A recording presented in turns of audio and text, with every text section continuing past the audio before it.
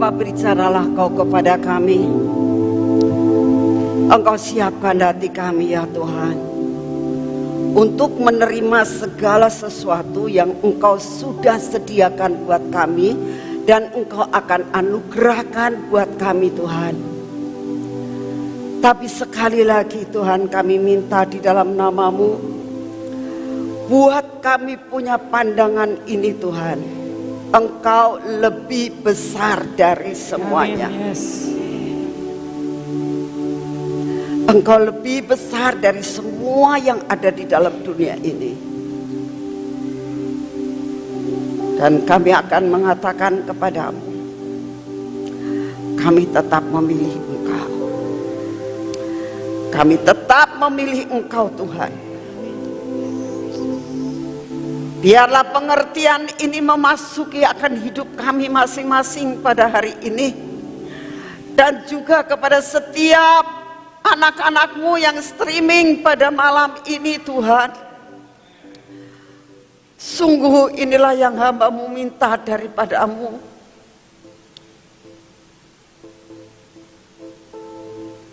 Jaminan daripada-Mu Tuhan. Jaminan yang daripada-Mu, yang hamba-Mu minta daripada-Mu. Jangan sampai semua yang Kau anugerahkan kepada kami membuat kami masuk ke dalam neraka.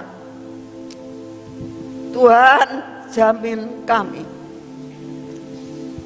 Jamin kami Tuhan. Ubahkan cara berpikir kami. Biarlah hari ini Tuhan, Engkau bukakan pikiran hati kami Tuhan. Kami tahu Engkau menyediakan yang sangat luar biasa. Kuasai kami, kuasai hamba-Mu. Roh pewahyuan yang luar biasa Kau berikan buat kami pada saat ini Tuhan. Kami boleh mengerti apa yang harus kami lakukan dan apa yang harus kami jaga. Terima kasih untuk semuanya. Di dalam nama Tuhan Yesus. Yang percaya katakan sama-sama, amin. Selamat malam saudara. Hari ini saya mengucap syukur banyak yang hadir mendengar akan pengumuman yang saya sudah berikan waktu minggu yang lalu. Dan terima kasih semua sudah banyak yang hadir di tempat ini.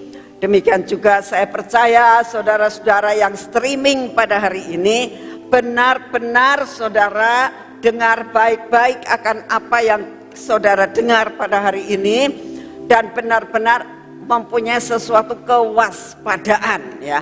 Kenapa saya sampaikan ini saudara? Saya sendiri dalam kehidupan saya ya, dengan mendapatkan tema yang seperti ini, dengan apa yang Tuhan sudah beritahukan, apa yang bakal saudara akan terima, itu benar-benar saya itu benar-benar hanya minta jaminan Tuhan. Ya. Sebab kita tahu semua orang butuh yang namanya harta. Ya. Semua orang butuh yang namanya kesukaan. Orang yang punya motor pengen punya mobil, orang punya mobil pengen punya mobil yang lebih baik, bahkan yang punya mobil yang lebih baik pengen punya pesawat kalau bisa, ya. Mungkin saudara kan bisa ngomong, aku pengen punya kapal pesiar mungkin ya. Saudara kan ngomong pengen macam-macam, ya. Itu namanya manusia dan itu kesukaan. Dan manusia itu selalu ingin mendapatkan kesukaan. Kalau saya tanya, itu perlu nggak? Perlu, bukannya tidak perlu. Ya. Uang perlu nggak? Sangat perlu. Ya. Kenikmatan itu perlu nggak? Sangat perlu. Ya. Tetapi sekali lagi saya pesankan kepada saudara, ingat betul-betul bahwa semua yang kita perlu itu aksesoris yang Tuhan berikan selama kita di dalam dunia ini. Sebab orang sekaya apapun menikmati apapun itu tidak dibawa ke surga. Ini yang saya mau sampaikan kepada saudara, dan benar-benar mengerti ya, mengerti. Itu semuanya kita boleh nikmati, tapi sekali lagi jangan melekat kepada perkara itu, karena itu tidak kita bawa ke surga. Ya, ingat-ingat ya, ingat-ingat ya, ingat-ingat. Sebab apa saudara? Karena yang Tuhan janjikan itu sungguh amat sangat spektakuler. Ya.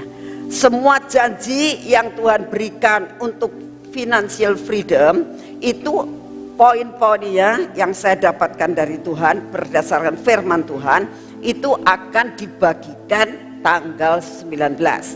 Tetapi hari ini untuk mencapai itu, untuk mencapai apa yang Tuhan janjikan kepada saudara dan saya tentang financial freedom ini, itu ada perkara-perkara yang Tuhan berikan, tapi ada perkara-perkara yang saudara dan saya harus lakukan.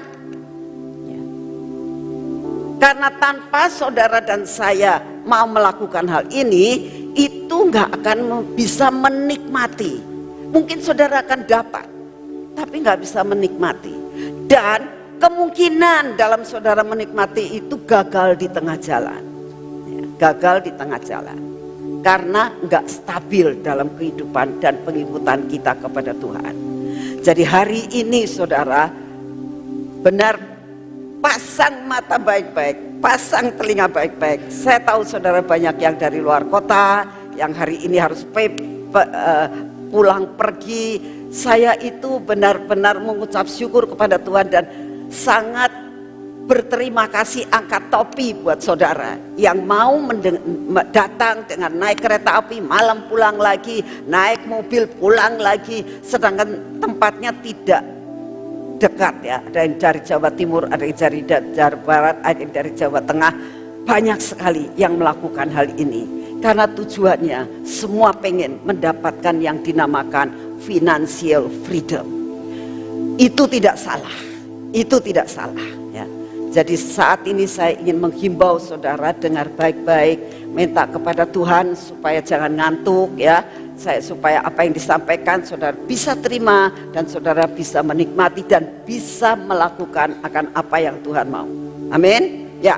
Nah, yang pertama ya, poin-poin untuk bisa sukses ya, poin-poin untuk bisa sukses dalam usaha ya dan berbisnis sampai menikmati financial freedom. Saya mau sampaikan, financial freedom itu bukannya suatu blok emas depan mata, bukan. Ya. Bukan saudara tiba-tiba mendapatkan suatu undian. Tuhan bisa memberikan, bukannya tidak bisa. Tapi hari ini saya mau sampaikan, bukan itu yang menjadi angan-angan saudara. Tetapi ada hal-hal yang kita harus lakukan supaya saudara dan saya bisa sukses dalam usaha dan dalam berbisnis. Sehingga saudara itu dapat menikmati apa yang dinamakan dengan financial freedom. Amin. Dan Tuhan akan membuat percepatan karena waktunya sudah amat sangat singkat saat ini. Mungkin saya mendapatkan financial freedom itu dalam jangka waktu mungkin sampai 30 tahun baru dapat, baru bisa nikmati. Tetapi saya yakin saudara tidak sampai sepanjang tahun itu, karena Tuhan itu akan memberikan yang dinamakan percepatan. Tapi satu perkara yang saat ini yang kita akan belajar sore hari ini ialah yang pertama, yaitu saudara dan saya harus mempunyai yang dinamakan integritas. Ya. Saya percaya seringkali saudara itu mendengar dari segala seminar dan segala pernah saudara mendengar khotbah-khotbah tentang integritas, integritas dan integritas. Dan hari ini yang awal pertama yang Tuhan katakan, Kalau kamu mau sukses, ya, kamu mau berhasil di dalam segala sesuatu yang Tuhan mau, yang pertama Tuhan katakan integritas dalam hidupmu. Kamu harus punya integritas. Nah, integritas itu apa? Kita tahu kalau dalam kekristenan dapat dikatakan, dalam kerohanian itu integritas itu sebetulnya adalah seluruh buah roh. Jadi sebetulnya itu sudah ada. Seluruh buah roh itu adalah karakter integritas. Nah, ya. Kita tahu pengertian integritas, kalau kita lihat dalam kamus bahasa Indonesia itu dikatakan begini. Integritas itu suatu sifat. Sifat itu karakter, saudara kan saya kan, ya. Namanya integritas itu salah suatu sifat. Sifat itu buah roh yang kita dengar, yang kita lihat dan kita lihat di dalam 1 Korintus, ya. Nah, ada itu integritas itu sifat, dikatakan mutu atau kualitas. Saudara tahu maksudnya mutu kualitas? Kalau air ini itu punya kualitasnya, ya. Kualitasnya kalau dites, oh ternyata kualitasnya seperti ini, ya. Mic yang saya pakai itu punya kualitas. Suatu saat kayak begini nih saudara, dibeliin sama Budi. Baru dipakai sekali sudah melotok semua. Saya bilang, Bud, ini bikinan mana sih Bud? Saya bilang, masa harganya berapa kamu beli? Kok baru dipakai sekali sudah melotok semua? Dan apa yang terjadi? Di dalamnya itu kawatnya kelihatan semua. Ini bagaimana? Coba beli lagi yang kedua. Begitu lagi. Saya agak marah. Bud, bisa enggak kamu belikan saya yang bagus kualitasnya? Saya tidak mau kamu memberi kualitas yang jelek. Mahal, tidak peduli mahal. Jadi akhirnya dibelikan sekarang jadi bagus. Kualitas, mutu. Kalau namanya kualitas atau mutu itu ada harga, ada rupa, ya. Dia bilang harganya ini mahal. Karena apa? Mutunya bagus. Harganya hampir 3 kali harga yang murahan. Ya. Saudara, Tuhan katakan integritas itu mutu. Ya. Integritas itu kualitas. Ya. Kalau kualitasnya bagus, bayarnya mahal, betul? Ya. Ini saya benar-benar memberikan pengertian buat saudara. Mungkin saya ngajarnya sampai benar belak-belakan. Saya juga mau yang namanya membagi hidup buat saudara, ya. Pengalaman-pengalaman yang saya alami supaya kalian tuh ngerti, ya. Jelas, ngerti, nangkep. Jadi yang namanya mutu atau kualitas itu tergantung dari yang namanya nilai atau harga, ya. Jadi kalau namanya kualitasnya bagus, itu punya harga yang lebih tinggi, bayarnya lebih mahal, ya. Benar kan? Nangkep kan kamunya? Kalau harganya murah, kualitasnya jelek.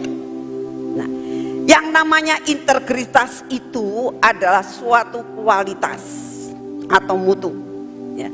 Kualitas yang bagaimana? Berkualitas. Manusia yang berkualitas itu namanya integritas. Kualitas yang bagaimana? Dikatakan di sini bahwa kualitas itu punya wibawa. Saudara, tentang wibawa. Orang itu dihargai kalau dia punya wibawa, betul?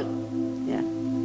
Dia tidak akan bakal dihargai kalau orang itu selalu ngerumpi, ya, membicarakan orang lain, ya, tidak bisa dipercaya. Mana orang bisa mau menghargai dia? Tetapi kalau seorang itu punya wibawa, dia nggak akan main-main. dia nggak akan berani untuk melakukan perkara-perkara yang tidak baik. Berkualitas karena dia punya integritas. Ya, jadi kita harus tahu yang namanya integritas itu adalah punya wibawa, terus jujur, saudara. Ya. Nah, kadang-kadang orang jujur kurang bijaksana. Ya. Yang Tuhan mau kamu jujur tapi bijaksana. Jujur tuh begini, kalau iya ya katakan iya, tidak katakan tidak, itu kan namanya jujur. Tapi kadang-kadang kita itu kurang bijaksana, kurang bisa menerapkan tentang yang namanya jujur. Ya. Kalau tidak jujur kan dosa. Tetapi kadang-kadang kita kurang bisa bijaksana untuk menerapkan namanya kejujuran.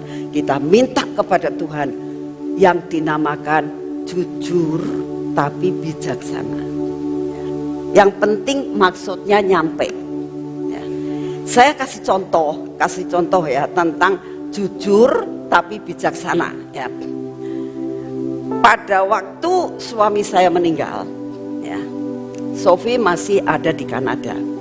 Saya bingung cara menyampaikan bahwa papahnya meninggal, ya, karena meninggalnya terlalu sangat mendadak. Siang saya masih makan bersama-sama, 7:30 malam meninggal. Ya.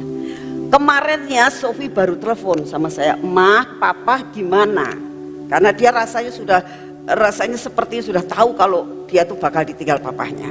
Dia ngomong, "Mah, papa gimana?" "Baik, no, enggak apa-apa." Gitu. Dia masih ngobrol sama papahnya. Ya. Udah masih bisa tahu. Ternyata meninggal.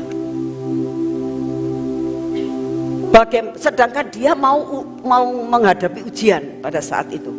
Saya bingung, ya, bagaimana cara menyampaikan sesuatu yang seperti itu kepada anak yang jauh banget.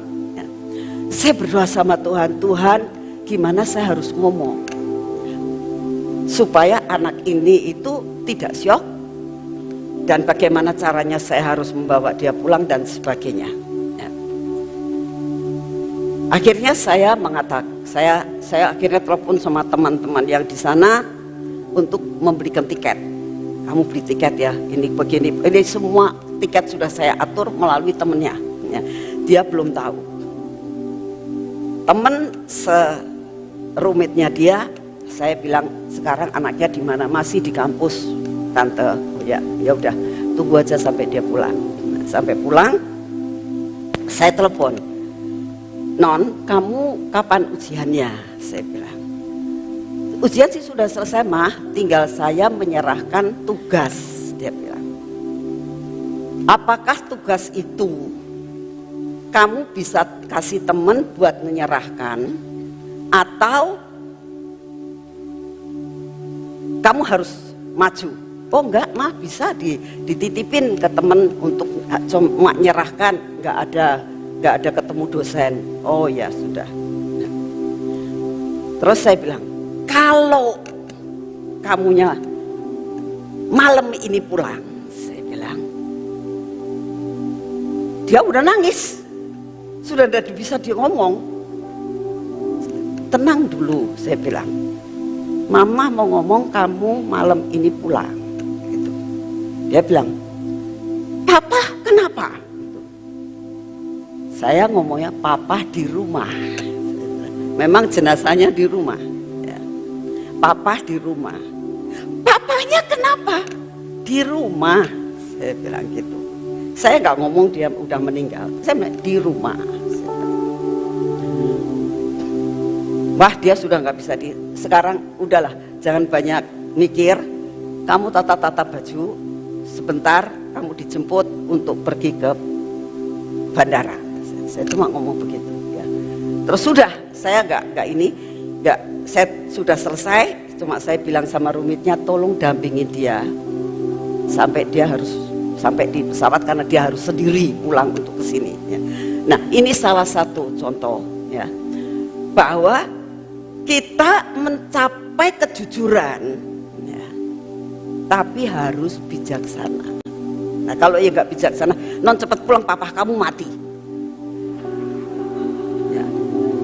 ya kan bikin dianya pingsan di sana, betul nggak? Ya, harus namanya gini, jujur tapi pakai kebijaksanaan. Nah, itu yang dinamakan integritas, ya.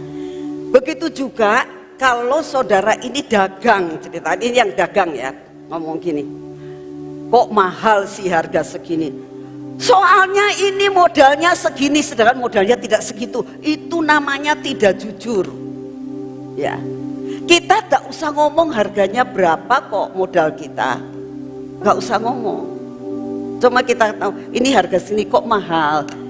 Ya semuanya juga mahal. Saya sewa tempat ya mahal. Ya, jadi otomatis semua kos yang saya keluarkan cukup mahal. Dengan senyum saja. Itu namanya orang pinter, ya. Jadi belajar yang namanya punya integritas.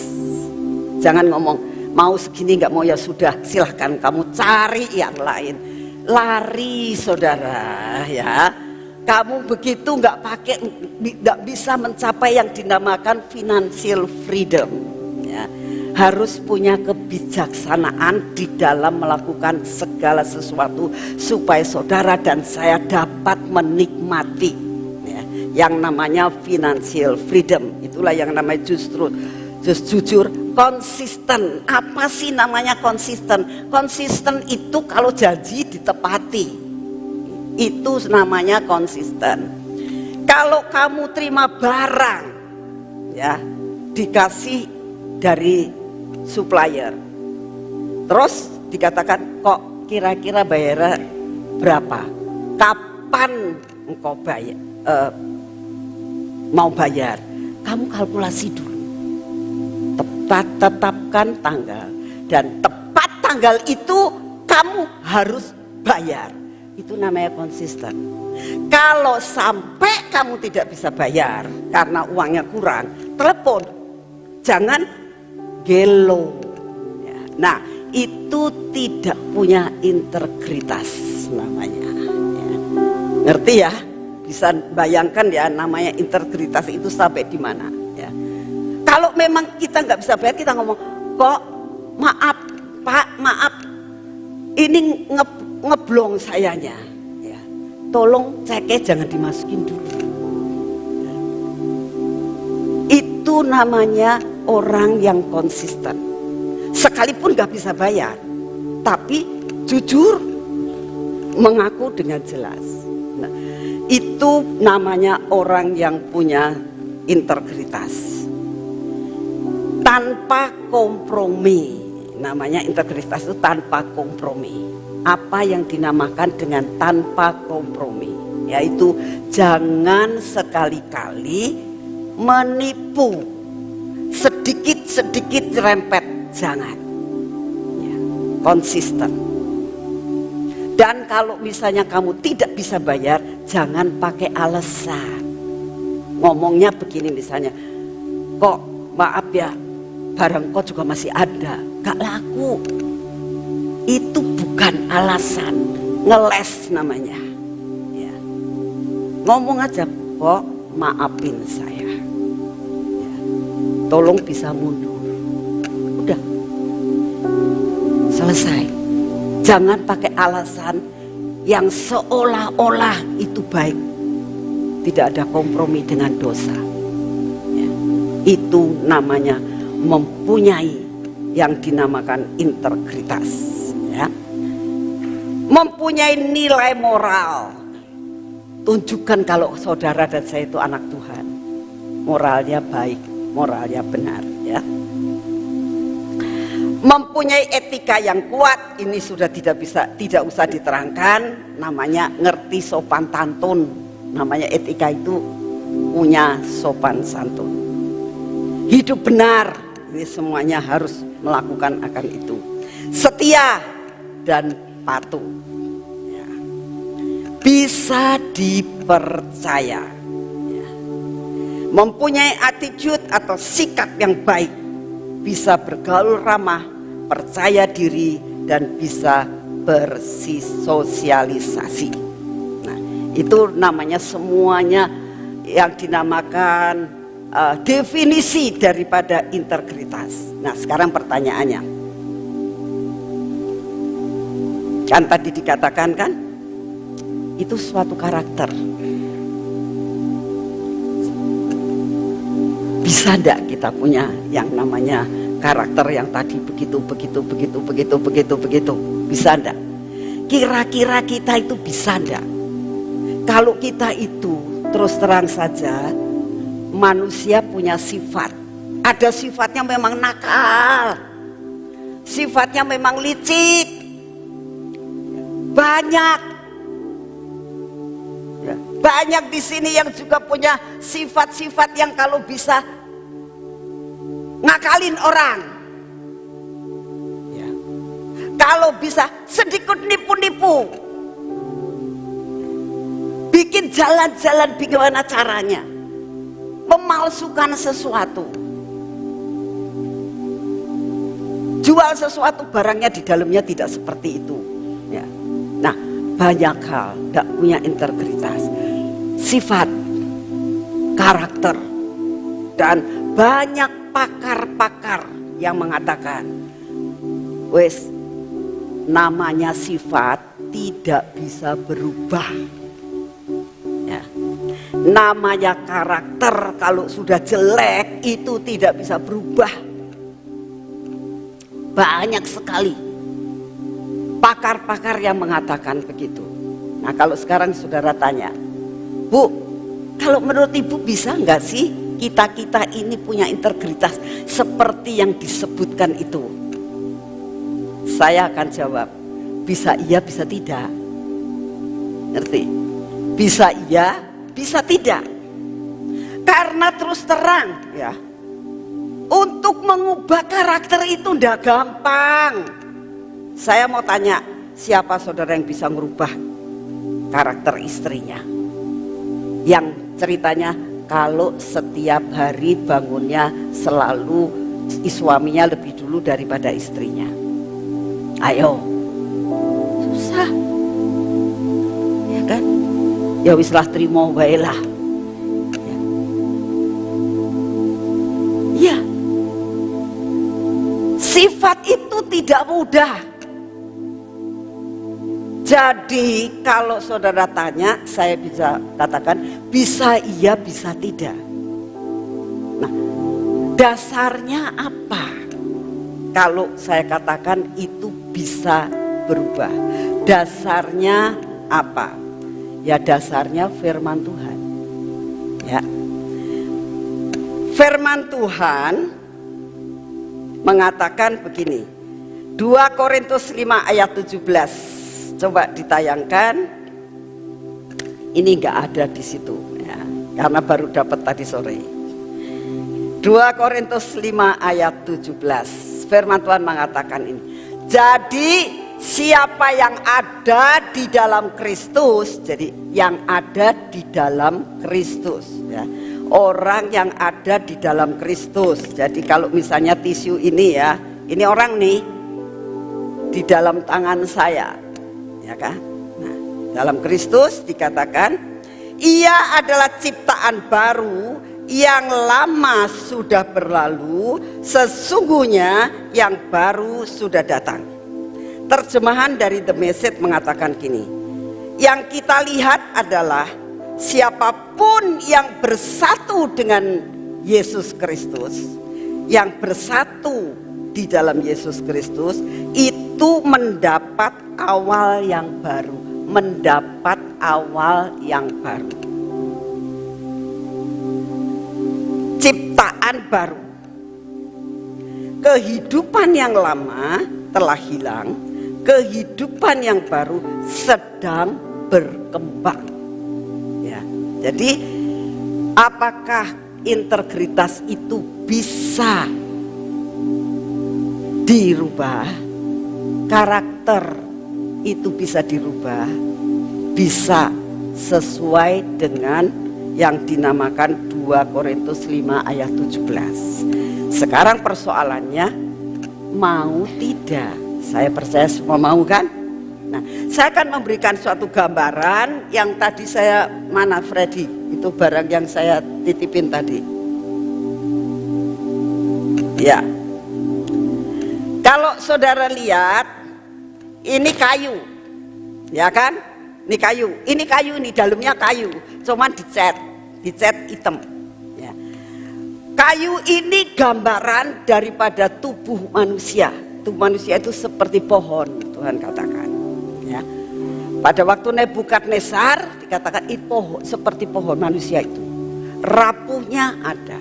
Nah, lalu saudara lihat kayu ini dicat hitam. Ya, karena supaya jadi hitam. Hitam ini gambaran dosa. Hitam ini gambaran karakter saudara yang tidak baik. Ya, ini karakter kalian. Jangan ngomong ya karakterku baik. Tidak ada yang baik. Di sini nggak ada yang baik. Termasuk saya pun punya karakter. Masih banyak karakter saya yang tidak baik. Nah, tapi berdasarkan 2 Korintus 5 ayat 17 dikatakan, engkau akan mendapatkan sesuatu hal yang bisa berubah. Ini barang, ini sifat saudara nih ya, yang hitam. Ya. Berdasarkan 2 Korintus 5 ayat 17, siapa di dalam Kristus, kalau saudara di dalam Kristus ini, ia adalah ciptaan baru. Tetapi di dalam The Message dikatakan bukannya ciptaan baru, mendapatkan awal yang baru. Nah, gimana ini caranya? Di dalam Kristus.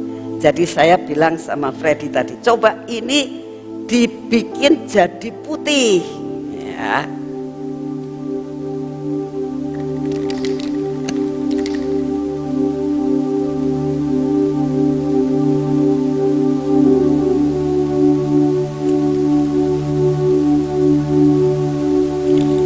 Nih, yang banyak supaya hitamnya nggak kelihatan. Iya, kalau masih hitamnya kelihatan itu namanya separuh-separuh. Ya. Ya. Nah, dikasih lagi supaya itunya kelihatan lebih putih. Nah, ya. Nah, nanti saya pegangannya pakai ini supaya enggak.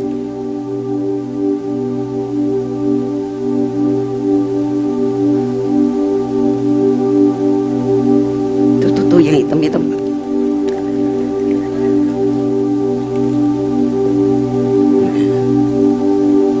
Nah, ini kan jadi putih. Ini karena saudara di dalam Kristus. Ya, ada awal yang baru jadi putih. Ya. Tapi putih ini bisa luntur enggak? Bisa. Ya. Kalau apa? Kalau jatuh ngelotok.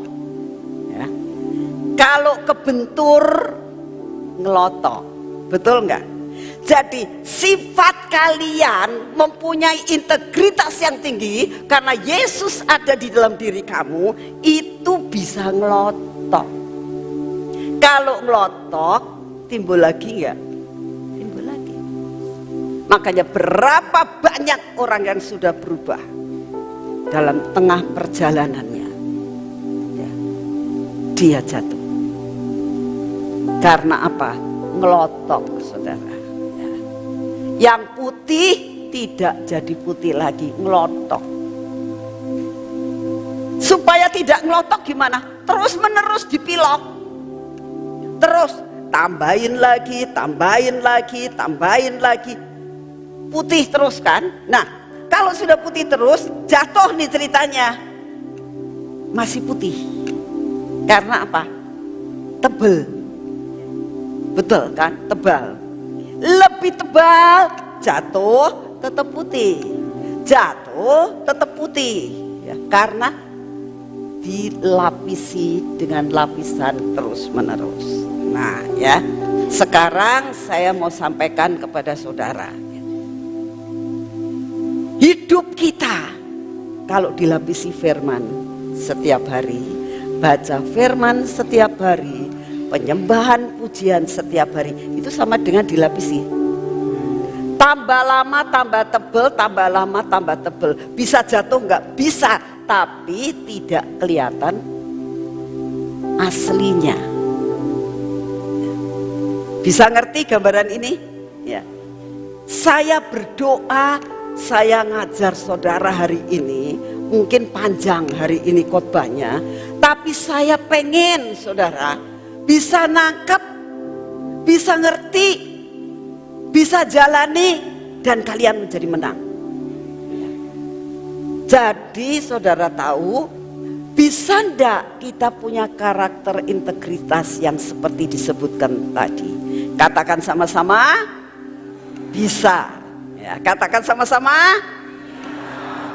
Saudara mau? Kalau mau, perlu dipilok setiap kali. Dipilok pakai apa? Firman Tuhan.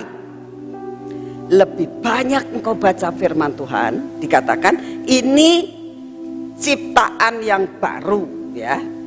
Mendapatkan awal yang baru. Tadi dapatkan awal yang baru kan? Dari hitam jadi putih, ya. Lalu dikatakan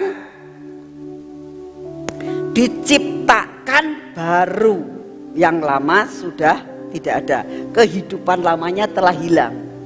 Kehidupan lamanya telah hilang. Karena apa? Ya tadi saudara lihat kan, hitam-hitamnya sudah hilang, adanya putih, ya. Dan kehidupan yang baru sedang berkembang. Kehidupan yang baru sedang berkembang. Kalau namanya berkembang itu ada pertumbuhan. Ya. Jadi katakan, saya bisa berubah. Ya, ya. Mau kan semua berubah? Amin. Ya. Kita baca di dalam Titus 2 ayat 7 dan 8.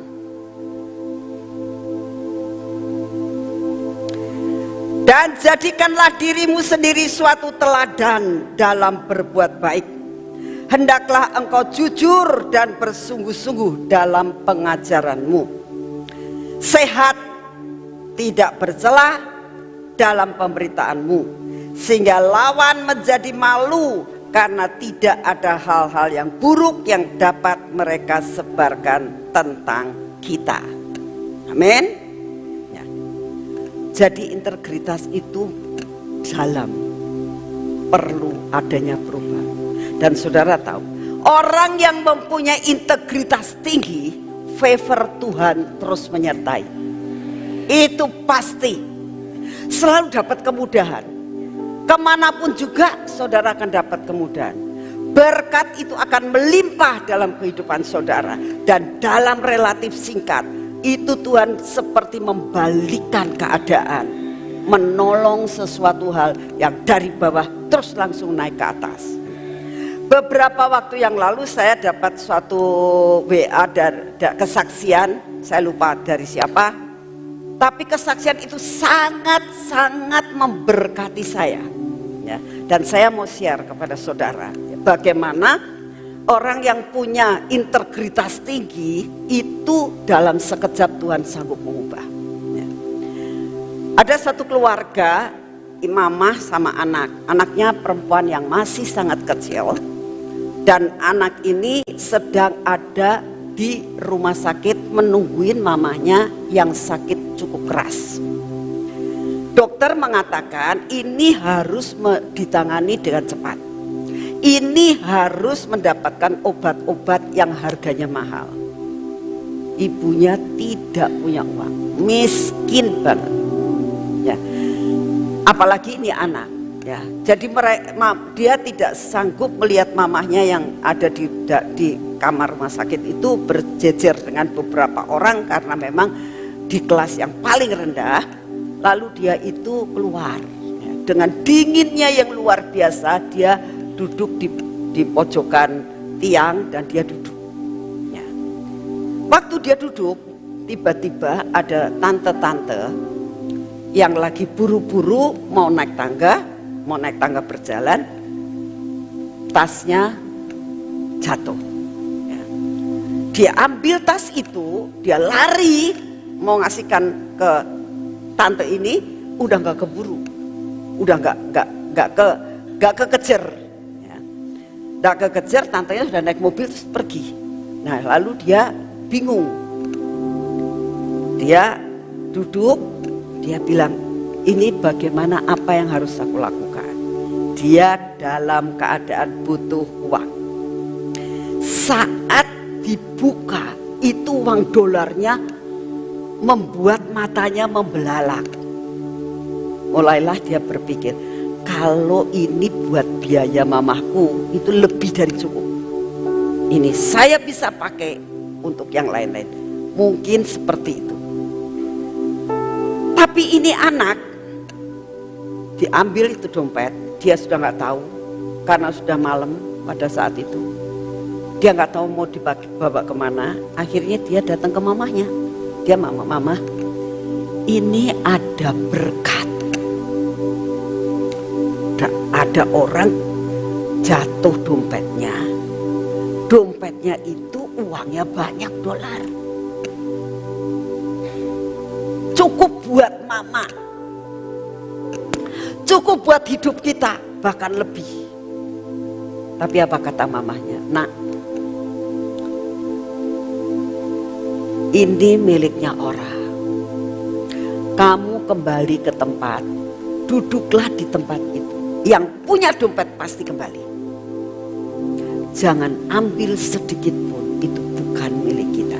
Sekalipun kita butuh. Tapi itu bukan hak kita. Hiduplah punya integritas yang tinggi. Dia nurut sama mamanya. Sekalipun dia tahu dia butuh. Tapi banyak sekali di antara kita kalau lagi butuhkan lalu ngepaskan firman. Ini kebenaran. Ya. Tuhan itu baik. Pas kita butuh, pas ada. Betul enggak? Integritasmu di mana? Ini anak ikut apa yang kata mamanya. Dia duduk lagi di tiang itu sambil kedinginan, ya. Sambil dia terus tiba-tiba ada seorang bapak-bapak, opa-opa, ya, bapak-bapak turun seperti nyari sesuatu, ya. Lagi bingung. Dia samperin, dia bilang, Pak, apa Bapak mencari sesuatu? Oh iya, dompetnya istri saya itu baru dari rumah sakit tadi, jatuh, cuma tidak tahu ada di mana.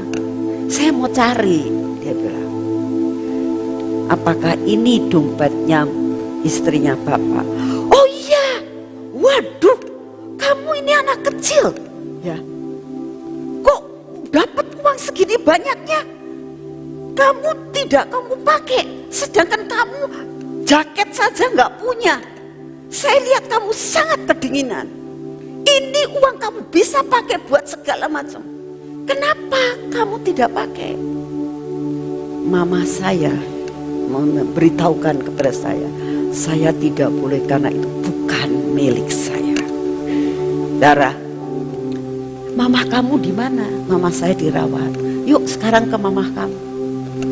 Langsung itu bapak datang ke sana, langsung ke rumah sakit minta supaya ibu ini ditaruh di tempat VIP.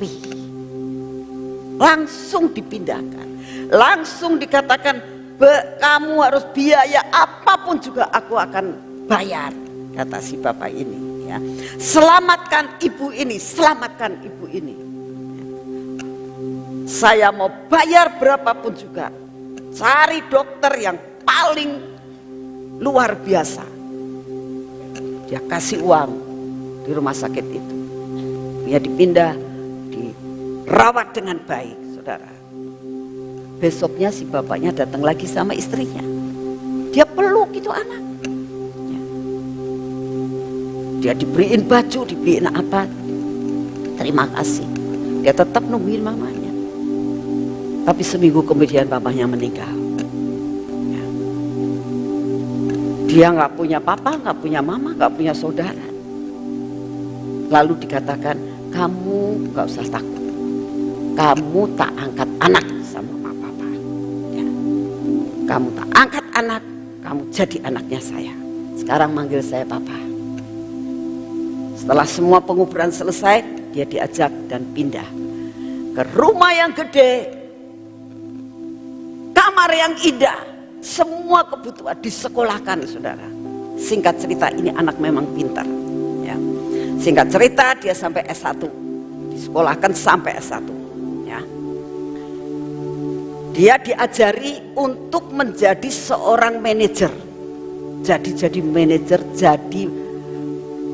dia katakan, kamu yang akan mewarisi harta kekayaan papa. Tapi dia punya anak satu-satunya laki. Ya. Tidak dikasihkan anaknya, tapi dikasihkan anak angkatnya ini. Karena aku tahu kamu sanggup membesarkan perusahaan ini. Singkat cerita, saudara, papanya udah tua, papanya mau bikin surat wasiat, tapi dia kan mau nggak mau punya anak. Jadi anaknya bilang, dikasih, maaf ya, kamu tidak tak kasih harta. Kamu sudah cukup tak sekolahkan, kamu sudah cukup bisa usaha sendiri. Semua harta kekayaan papa buat adik kamu ini. Kokohnya bilang begini, saya siap. Saya rela semua harta papa kasih ke dia. Karena saya tahu dia anak yang baik. Ya. Setuju kan? Terus si anak itu ngomong, papa, saya percaya papa pun setuju kalau dia jadi istri saya. Jadi akhirnya papanya, ya sangat setuju. Hartanya tidak kemana-mana. Hidupnya dalam sekejap berubah. Ya. Saya diberkati banget sama ini, kejadian sungguh loh, bukan dongeng. Ya. Jadi saya bilang, Tuhan, itulah yang dinamakan integritas. Selalu dapat favor, ya. Selalu dapat kemudahan. Dan Tuhan itu melihat kalau kamu melakukan segala sesuatu dengan favor yang baik, otomatis itu pintu terbuka semua buat saudara. Amin. Sekarang contohnya saya. Ya, ini sekarang tadi kan cerita yang kejadian sungguh-sungguh, saya percaya, dan saya percaya saudara semua percaya kan, ini kejadian sungguh-sungguh. Dan sekarang saya mau cerita tentang saya. Pada saat saya jadi notaris, ya, dengan keberadaan yang ada, kantor saya hanya 2 ruangan yang kecil-kecil, ya. Karyawan saya cuma 2, dengan segala fasilitas yang tidak banyak. Tiba-tiba ada seorang bapak-bapak datang ke saya, ya, dengan membawa suatu sertifikat yang banyak, dan dia katakan gini, Ibu, saya itu mau minta tolong sama Ibu, ya, untuk mempercayakan surat-surat ini untuk diperpanjang hak guna bangunannya. Oh ya Pak, dia belum kenal saya. Dia baru pertama kali datang ke kantor saya, dan dia baru melihat saya. Tapi dia mau mempercayakan semuanya. Terus dia ngomong, Ibu gak nanya sama saya, kenapa saya bisa percaya sama Ibu? Ya saya gak tahu Pak, kenapa Bapak bisa percaya sama saya dan menyerahkan ini kepada saya?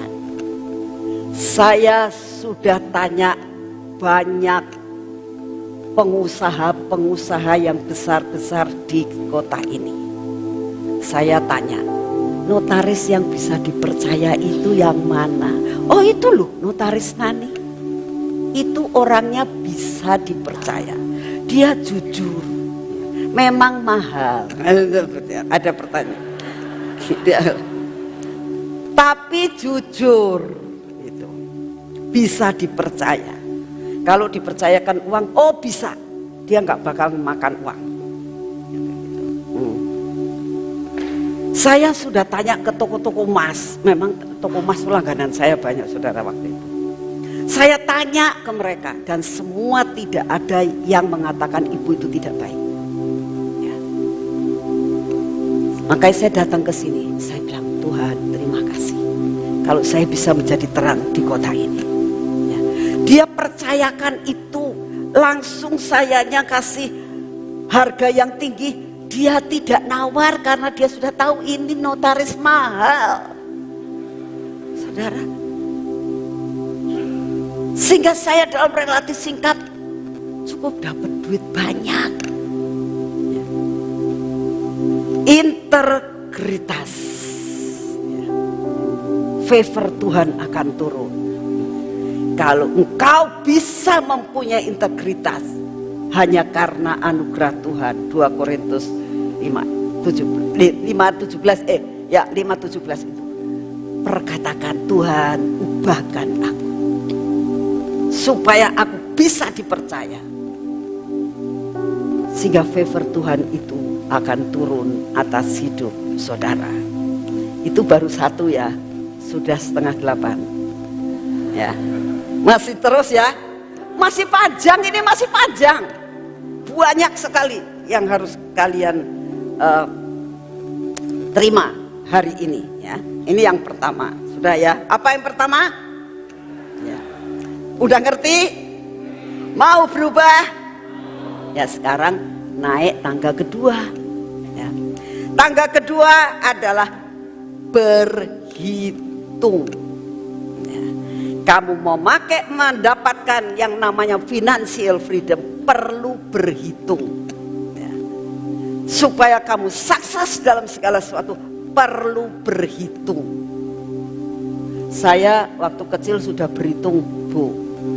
Sekarang saya tidak usah belajar 1 tambah 1, 1 kali 1, itu saya sudah berhitung. Bukan masalah berhitung matematika, tapi yang namanya berhitung, semua harus dihitung. Artinya untuk melakukan sesuatu itu harus membuat anggaran. Kalau kerja harus pakai strategi, jangan ngawur. Caranya harus mengukur kondisi finansial saat ini.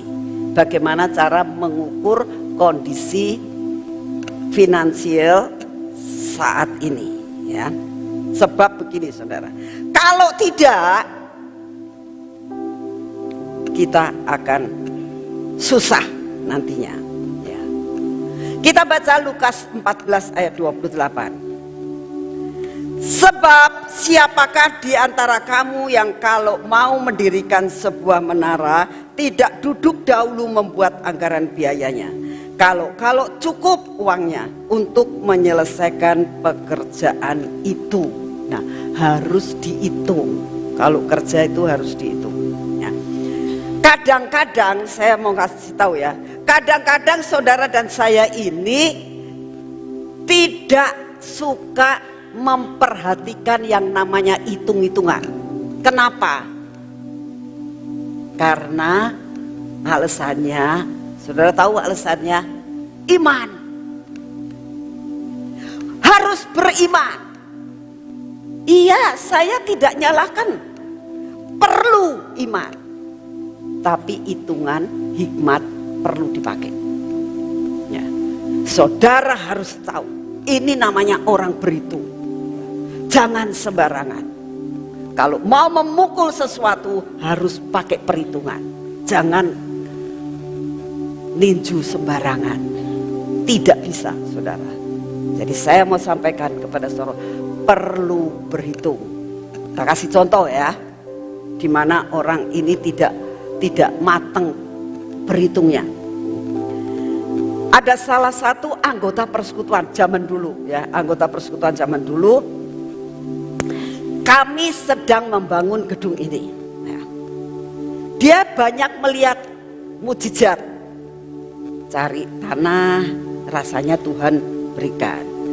Dia tahu persis saat itu kita tidak punya uang. Tuhan buka jalan, ada uangnya, sampai bisa bayar tanah. Ya. Lalu ada sesuatu lagi, Tuhan buat jalan. Dia tahu kehidupan ini. Sampai pada suatu saat dia ngomong sama saya gini, saya juga dapat terobosan loh Ibu Nani. Oh ya, puji Tuhan. Kalau kita dapat terobosan, semua dapat terobosan kan anugerah itu, ya kan. Biar cerita. Saya bilang, gimana kamu dapat terobosan? Begini, saya ini lagi berdoa. Tidak salah loh kalau orang berdoa. Berdoa apa? Minta rumah. Dia bilang, Tuhan aku pengen punya rumah, Tuhan aku pengen punya rumah. Kita sehati benar-benar berdoa minta rumah. Dia bilang, oh, tiba-tiba ada yang menawarkan rumah. Dengan rumah yang persis seperti yang menjadi cita-cita saya kalau pengen punya rumah seperti ini. Oh ya, ya. Sudah jadi lagi Bu. Oh, belum ditempati. Oh, mau dijual, orangnya butuh. Harganya murah. Oh, jadi saya itu terus. Disebabkan karena spektakuler ya. Oh, gitu. Dan yang lebih hebatnya lagi, dia bilang, saya dikenalkan sama bank untuk KPR.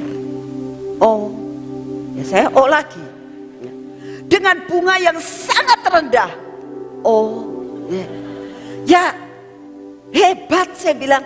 Bunganya berapa? Saya juga jadi notaris, setidak-tidaknya saya tahu. Bunganya berapa? 6% setahun. Wow, saya bilang hebat. 6% setahun, sebulan tidak ada 1%. Ya luar biasa, bagus, saya bilang. Iya Bu. Tapi untungnya dia tidak nanya, dibeli ya Bu? Enggak. Ya, enggak. Saya cuma ngomong gini, Pak, kalau seperti itu angsurannya per bulan berapa? Saya bilang, per bulan sekian. Kira-kiranya Pak, pendapatannya Bapak dengan biaya rumah tangga, punya anak 2, masih sekolah SD saat itu, biayanya masih besar. Bisa gak Mbak nyicil? Nanti Tuhan kan kasih. Oh lagi sayanya. Tuhan menyediakan. Oh Ibu Nani saja berani bertindak tidak ada uangnya. Sampai dapat tanah. Berani mau bikin fondasi yang harganya mahal. Masa aku tidak diberkati? Saya tidak bisa ngomong. Kalau dia sudah beriman begitu, terus saya ngomong apa? Saya bilang, Pak, dihitung dulu Pak. Beda. Terus terang ya Pak, saya berani karena ada firman. Saya bilang, Bapak berani karena doa. Bapak sudah dapat firman kalau nanti ini rumahnya mau dikasihkan Bapak, Tuhan jamin untuk Bapak bisa bayar. Ya gak perlu toh. Loh, yang begitu kok gak perlu, jadi gimana? Singkat cerita, 6 bulan kemudian disita sama bank. Gak bisa bayar. Kurang ngitung. Kita harus mengukur kondisi finansial saat ini. Dalam tindakan apapun, ukurlah imanmu. Ukurlah dengan kondisi finansial saat ini. Jangan tergesa-gesa. Walaupun seolah-olah pas. Belum tentu. Saya bilang, kita berani untuk membangun ini karena ada firman dan janji. Kalau tidak berani. Siapa yang bakal nanggung? Siapa yang bakal bayar? Saudara, belajar benar-benar yang namanya menghitung. Amin. Ya. Amsal 24 ayat 3 dan 4. Dengan hikmat rumah didirikan, dengan kepandaian itu ditegakkan, dan dengan pengertian kamar-kamar diisi dengan bermacam-macam harta benda yang berharga dan menarik. Itu pakai hikmat. Dalam menentukan segala sesuatu dihitung, jangan sembarangan, jangan tergesa-gesa, ada hitungannya. Saat saya mau selesai sekolah, ya, lalu kan mau buka kantor di kota Cirebon. Pada saat saya mau buka kantor, saya juga perlu yang namanya ngitung, saudara, berhitung. Saya ngitungnya begini, saya disekolahkan orang tua saya dari TK, SD, SMP kurang lebih 21 tahun mungkin, ya. Dibiayai, ya.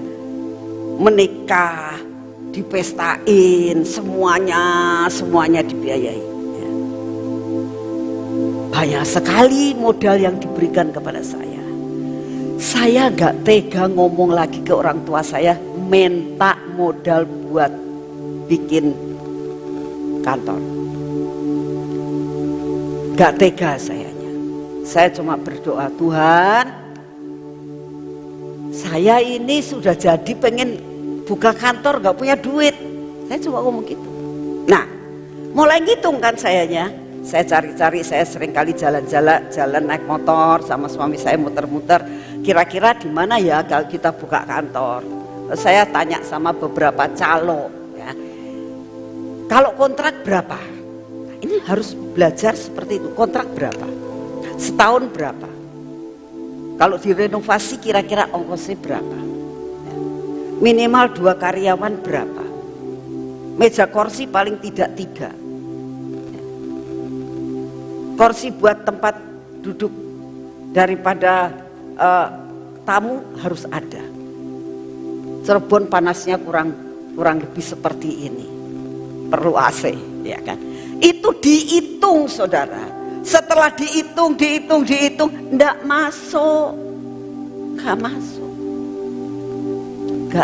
nggak sanggup, nggak nyampe.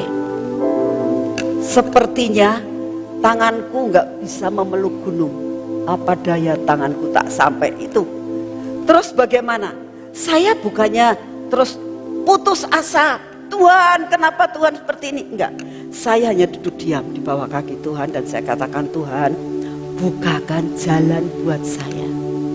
Buka mataku untuk aku bisa melihat apa yang harus aku lakukan. Sampai suatu saat, ya ini integritas lagi, ya.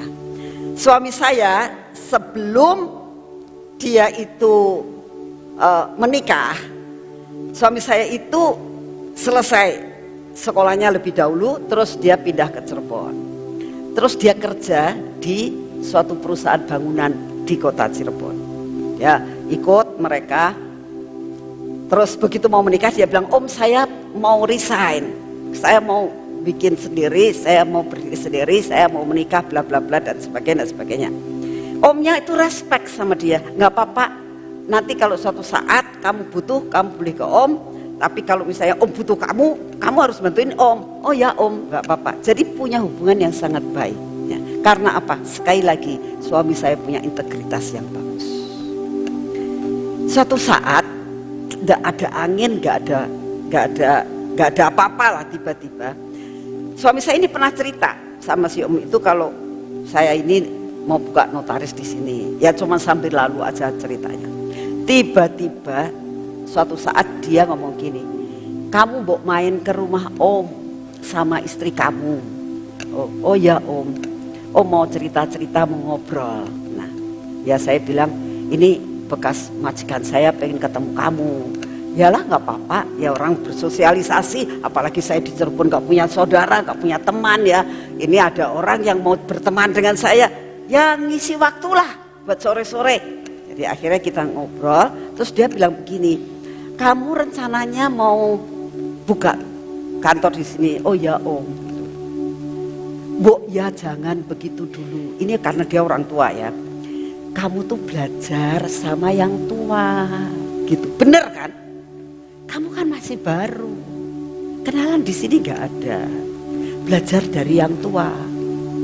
Nanti kamu tak kenalkan notaris yang senior dan sangat terkenal di kota ini.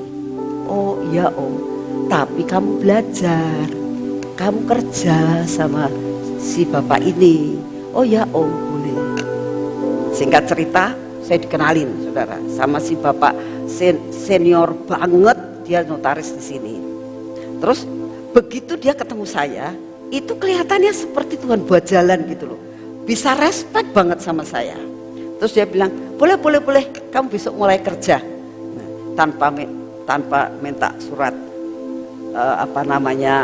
surat lamaran segala macam, kamu boleh kerja. Nggak nanyain ijazah saya, yang enggak, wis kerja aja. Kamu tak ajarin, dia bilang. Dan saya diajarin, saudara. Dikenalkan klien-kliennya. Dan yang bikin saya kaget, setiap kali dia itu mengenalkan saya selalu ngomong, ini kenalkan Ibu Nani bakal gantiin saya. Saya kaget. Dia nggak pernah cerita, aku bakal gantiin, kok dia sudah cerita-cerita sama semua kliennya. Jadi kliennya semua tahu, oh Ibu nanti yang perempuan yang bakal gantiin. Nah, singkat cerita, saya digaji 40.000 pada saat itu, sebulan. Notaris S2. Saya nggak marah, sedangkan saya tahu kalau orang ke notaris itu ngelirik sayanya, uangnya numpuk-numpuk. Ya, saya digajinya 4. Saya tidak komplain karena saya mau belajar ilmunya. Ya, ada harga yang saya akan bayar untuk mendapatkan suatu nilai dari dia. Saya akan ambil kepadanya. Ya, saya akan mendapatkan lebih daripada uang. Saya belajar. Sampai akhirnya dia ngomong, sudah Bapak mau pensiun, kamu yang gantiin. Jadi gimana Pak? Kantor saya kasih kamu, karyawan saya kasih kamu, semua saya kasihkan kamu. Oh, saudara, sekali lagi belajar menunggu waktu Tuhan. Ya, kalau kamu punya integritas tinggi, kamu tidak tergesa-gesa di dalam menghitung, pasti Tuhan kasih favor buat kamu.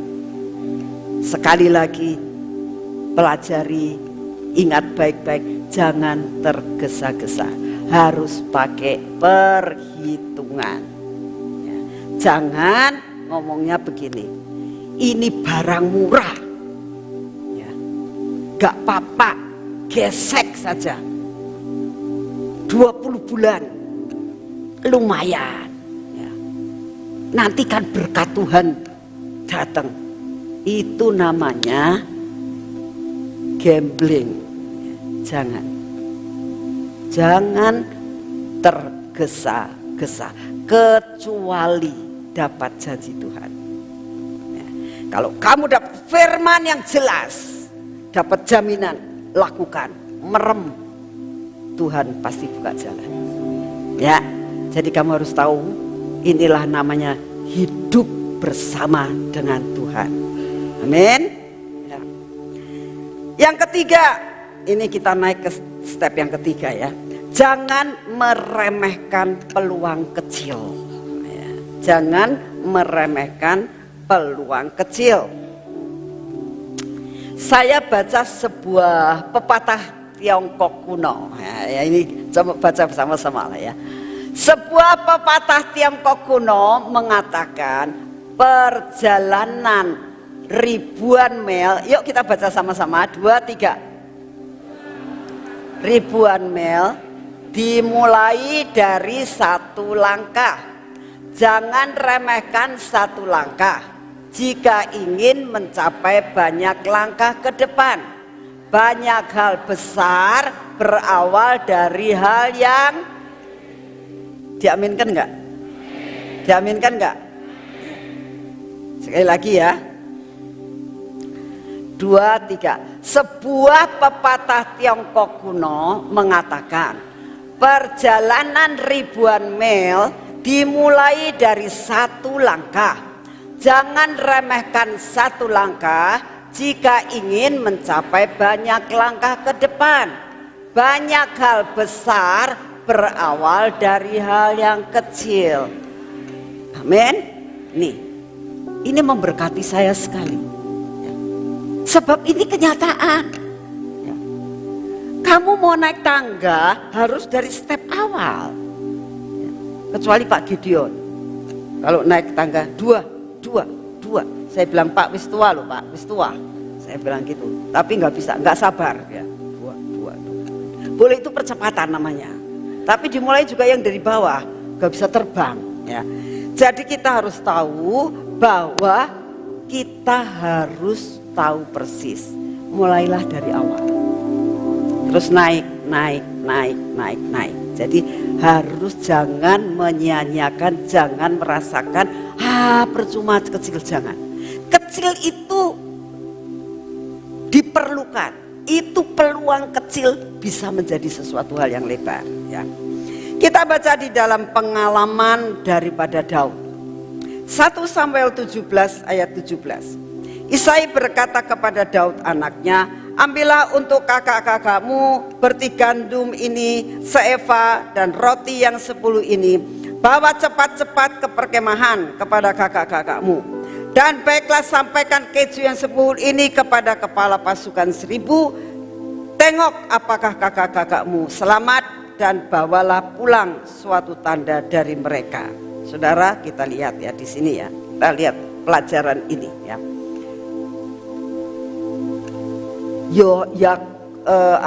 Daud ini sudah punya kerjaan. Kerjaannya adalah memelihara kambing domba. Ya. Tiba-tiba dapat pekerjaan baru. Daud tidak pernah berpikir bahwa ini akan merupakan peluang yang kecil bisa mencapai dia ke istana. Tidak pernah mikir. Dia gak pernah mikir ketemu sama Goliat. Dia tidak pernah mikir dianya itu bakal menjadi mantunya raja. Gak pernah kepikir semuanya itu. Tapi dia ambil itu peluang. Singkat cerita, kalau dibaca semuanya kayaknya nanti gak habis-habis, bisa sampai jam 10 ya. Lalu diceritakan, lalu dia mau meninggalkan semuanya, tapi dia tetap pakai perhitungan. Dikatakan bangun pagi, mendelegasikan pekerjaannya kepada orang yang dapat dipercaya, mempersiapkan tugas baru. Ya, artinya gimana? Kalau saudara sudah punya pekerjaan, ya, kan bakalnya ini financial freedom. Kalau sumbernya dari satu kurang, saudara, Tuhan akan memperluas berkat yang Tuhan akan berikan. Tuhan akan bukakan pekerjaan-pekerjaan usaha baru. Nah, kalau sampai ada sesuatu yang kau akan kerjakan dengan sesuatu yang baru, mungkin tidak ada hubungannya dengan pekerjaan yang sekarang. Misalnya contoh, kamu ini usahanya misalnya arsitek lah ya, urusannya arsitek. Tiba-tiba kamu itu disuruh bikin empang ternak lah misalnya, jauh ya kan. Kalau itu kamu sudah doakan dan kamu percaya penuh ini yang Tuhan sediakan buat kamu, ya, kamu tata dulu yang di sini ya, seperti Daud ditata dulu. Jangan ngomong ini belum selesai, kamu sudah ngerjain ini. Nanti kacau dua-duanya. Belajar seperti Daud. Ini diselesaikan dulu, ditata, bukan ditinggal.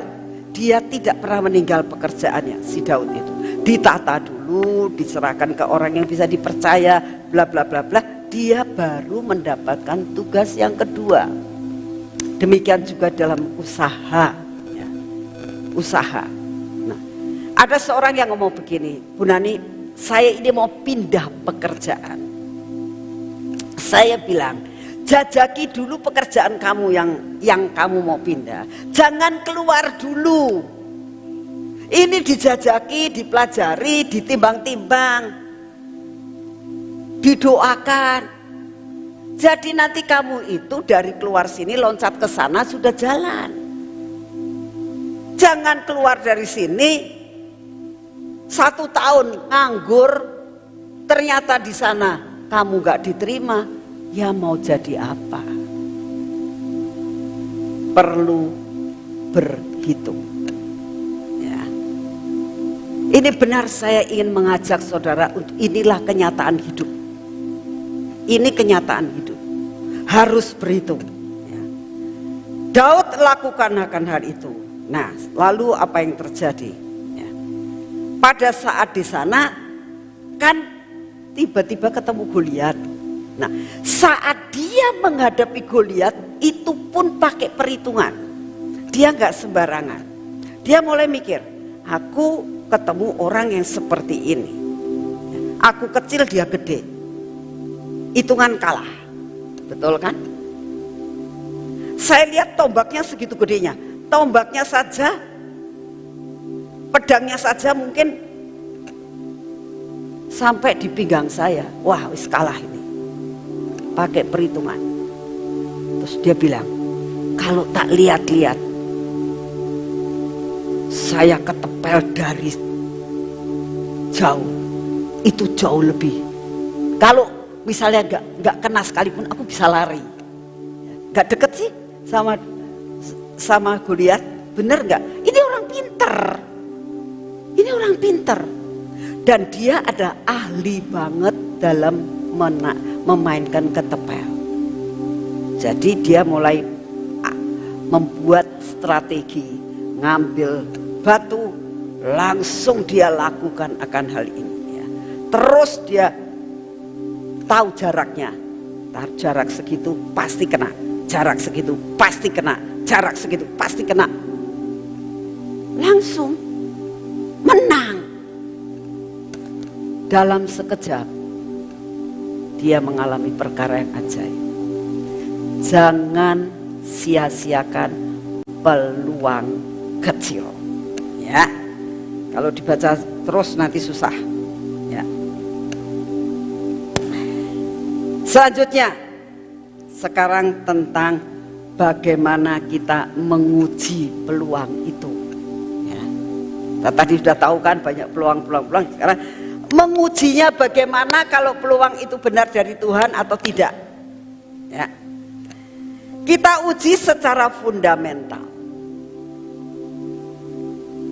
Kita harus menyelidiki lebih dulu.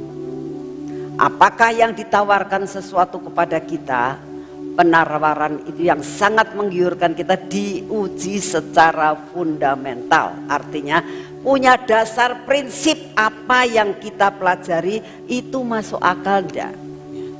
Peluang-peluang yang saudara dan saya dapatkan, yang ditawarkan, diuji dulu. Satu, diuji ini dari Tuhan enggak? Apakah ini bagian kita enggak? Ya. Yang kedua, yang menawarkan itu bagaimana? Prospeknya apa? Dan bagaimana itu perlu pengujian. Ya. Sesudah itu baru mengambil keputusan dan bertindak. Nah, inilah yang harus dilakukan.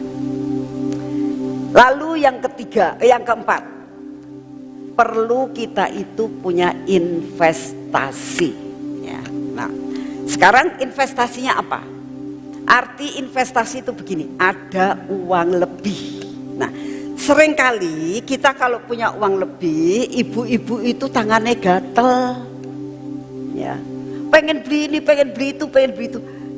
Jangan dulu rem, ikat pinggang erat-erat. Ya. Buat investasi, karena kita harus tahu anak perlu nanti bakalnya sekolah dan sebagainya. Dan investasi saat ini yang terbaik itu adalah misalnya tanah atau uang atau emas. Ya. Emas mahal, ya makanya belinya sedikit-sedikit. Masa belinya langsung 1 kilo, 2 kilo, ya jangan, gak ada duitnya. Ya. sedikit, nggak apa-apa, lama-lama menjadi bukit. Ya. Terus jangan lupa hak bagian Tuhan tentang perpuluhan. Ya. Kamu kalau melupakan perpuluhan, Tuhan tidak akan memberkati.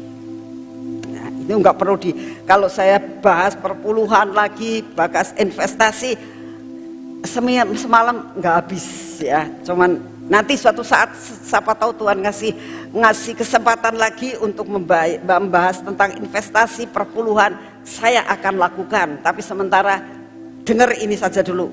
Nah, sekarang yang selanjutnya ya, penghalang sukses. Penghalang sukses. Bagaimana kamu bisa mencapai yang namanya financial freedom, akhirnya gagal di tengah jalan. Kenapa? Yang pertama, hidup dalam zona nyaman. Apa sih artinya? Dalam Amsal 10 ayat 4 dikatakan, tangan yang lamban membuat miskin, tetapi tangan orang rajin menjadikan kaya. Ya. Tidak mau dan tidak berani ya, mencoba sesuatu hal yang baru. Zona nyaman itu adalah orang yang tidak berani mencoba sesuatu hal yang baru. Tidak berani ambil resiko dan selalu berdalih. Gak bisa, ini bukan talenta saya, jangan-jangan nanti aku rugi. Gak bisalah, jangan pakai yang macam-macam. Pengen nyantai. Saudara, selama saudara dan saya tidak mau berjuang, financial freedom tidak akan terjadi atas hidup saudara. Ya. Yang kedua, misalnya contoh lagi, zaman sekarang kan pakai cashless kan, ya, semua pakai gesek, semua pakai ini, pakai kluris apa, ya itu. Terus misalnya saudara jadi pengusaha, ya, Bu, saya mau bayar pakai kluris. Apa itu kluris? Ya pakai yang ngetap gini. Orang duit maunya cash, gak cash gak bisa.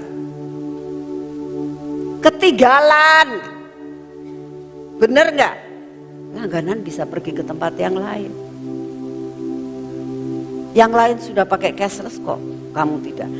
Yang penting kalau sampai ada sesuatu hal, kalau kamu ditato, diapakan, dimasukin sesuatu, jangan mau. Selama ada cashless, ada apa, lakukan saja sesuai dengan peraturan. Enggak masalah. Tapi harus tahu perubahan-perubahan zaman saat ini. Ya. Jadi supaya usaha kamu maju. Nah. Yang kedua, malas dan selalu berpikir tidak bisa dan kurang modal. Banyak saya ketemu dengan orang ngomong gini, nih ada usaha, nggak punya modal, nggak mau usaha, karena males memangnya. Dan biasanya orang yang sudah males-males itu anak orang-orang di atas umur 45. Awas, hati-hati ya para bapak-bapak ibu yang 45. Belajar seperti saya, 79 tahun saya masih tetap pengen kerja. Ya. Jangan malas.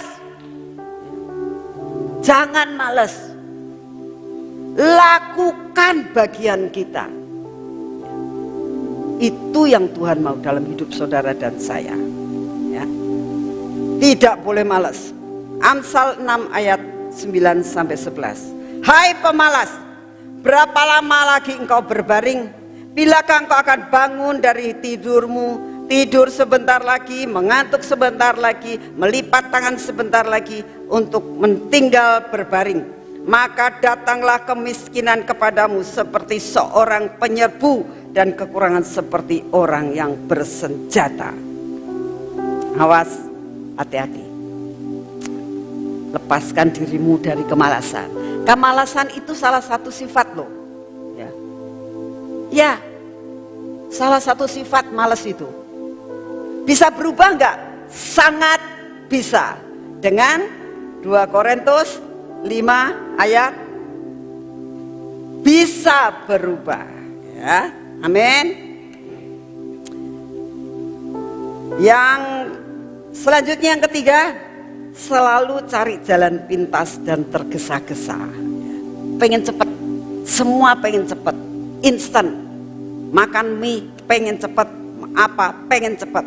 Ini Amsal 21 ayat 5. Rancangan orang rajin semata-mata mendatangkan kelimpahan.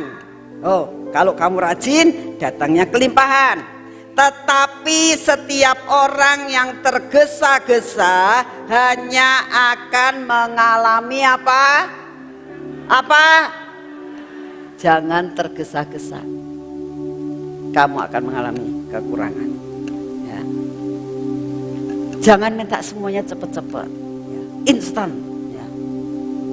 Pengen sesuatu harus. Jangan. Semua ada waktunya. Jangan pengen cepat-cepat, ya, saudara. Tindakan apa yang harus dilakukan? Tindakannya adalah berdoa. Nomor 1, pasti pintu surga terbuka. Amin. Ya. Terbuka. Kita belajar dari Natanael. Waktu Natanael ketemu Tuhan, dia lihat, wah, luar biasa. Terus Tuhan katakan, kamu lihat begini aja sudah merasakan sukacita ya? Kamu akan melihat perkara yang lebih. Dan hari ini Tuhan katakan, surga menyentuh bumi.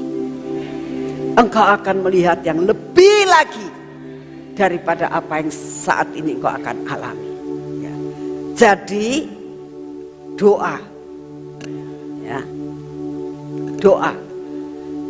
Waktu Yakub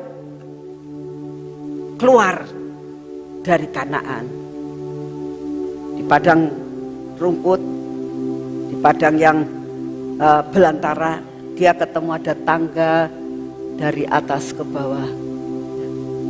Itu menandakan janji Tuhan. Dan hari ini Tuhan pun menjanjikan kepada saudara, ada tangga yang akan membuat kalian kagum karena surga menyentuh bumi. Ya. Jadi itu ya yang saya ingin sampaikan kepada saudara. Jadi apa yang harus dilakukan selain itu? Deklarasi, saudara. Selain berdoa, saudara harus deklarasi. Firman Tuhan dalam Markus 11 ayat 23 dikatakan, aku berkata kepadamu, sesungguhnya barang siapa berkata kepada gunung ini, beranjak dan tercampaklah ke dalam laut, asal tidak bimbang hatinya, tetapi percaya bahwa apa yang dikatakan itu akan terjadi, maka hal itu akan terjadi baginya. Perlu enggak deklarasi? Perlu. Deklarasi. Ucapkan janji-janji Tuhan. Doa, deklarasi. Terus yang ketiga apa? Pujian dan penyembahan. Jangan lupa pujian dan penyembahan, ya. Kita kalau baca dalam Kisah 16 ayat 24 sampai 26 tentang Paulus dan Silas, ya. Paulus dan Silas itu masuk penjara. Tapi dengan pujian, ini saya bisa panjang lebar tapi waktunya ya. Dengan pujian dan penyembahan, tiba-tiba pintu terbuka. Tanggal 19, the years of open door. Amin.